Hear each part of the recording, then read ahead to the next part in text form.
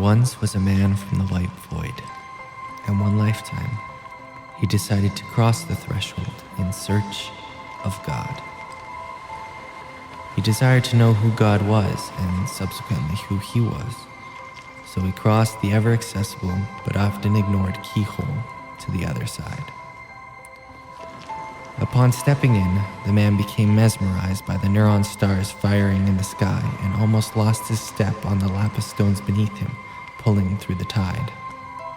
He wandered not too far when out of the constellated sky, a serpent appeared. The serpent had black roses for eyes, and upon its back were 7 rough-cut diamonds. The man asked the serpent, "I seek God, are you he?" And the serpent replied, "I am." "If you are God, then tell me who I am," said the man.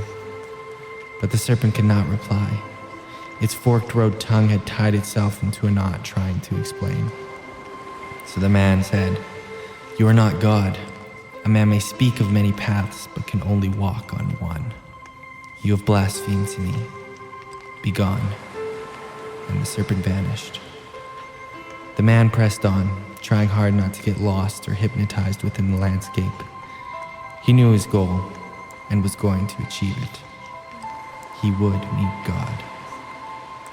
He stumbled through the ocean of stones a bit further, and while navigating between the rising and falling of cliffs, a fox appeared. The fox had ears carved out of pyrite, and its tail was a great scroll. The man asked the fox, "I seek God, are you he?" And the fox replied, "I am." "If you are God, then tell me who I am," the man replied. Then the fox's tail unraveled, revealing a diagram of the man's body, not sparing any detail with its depiction of heart, lungs, and the multitude of carbon forms that run his body. It zoomed down to the DNA and showed the very code for the man's being, each piece of his quintillion piece puzzle. But the man, not satisfied with the answer, replied, "This is what I am, not who I am. Man is greater than the sum of his chemicals. You are not God, and you have blasphemed to me. Be gone." And the fox vanished. Shocked by the intricate detail of his vessel's portrayal, the man resistantly tried to keep moving forward. The way got steeper, and he wondered if this was a fruitless quest, and if he'd ever truly find what he was looking for. He questioned if he should just accept the one answer he had given to him. But then, suddenly, a great lion appeared. The lion's mane was made of the nations, the world was his crown, and upon his back was a looking glass into the galaxy beyond. The man asked, "I seek God, are you he?" And the lion roared, "I am." "If you are God, then tell me who I am," replied the man. And so the lion got the man to peer into the looking glass. Within the galaxy were stars, and within the stars were memories. Each memory a piece of the man's past strung across the night sky like an infinite tapestry of existence. Each seemingly insignificant moment synapsed into the next, creating every event in the man's life. Still, the man, not satisfied with the answer given, replied, "This is who I was, not who I am. Events only mold the clay that was already there. You are not God, and you have blasphemed to me. Be gone." And the lion flickered first, then vanished.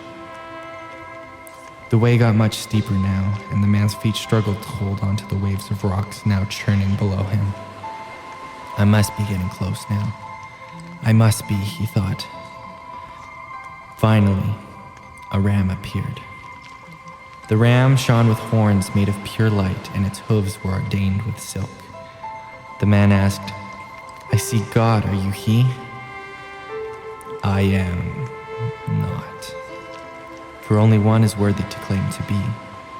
I am merely a stepping stone on this great mountain, a fragment of this quintillion piece puzzle, a single drop in this lapis ocean." The ram continued, "But I know where you can find him. Through this cave at the top of the mountain is the Mirror Lake. Within it is a great beast. You will find God there."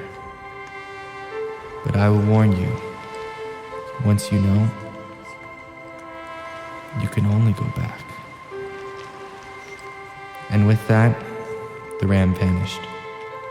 Now filled with hope, the man quickened his steps, not at all heeding the warning.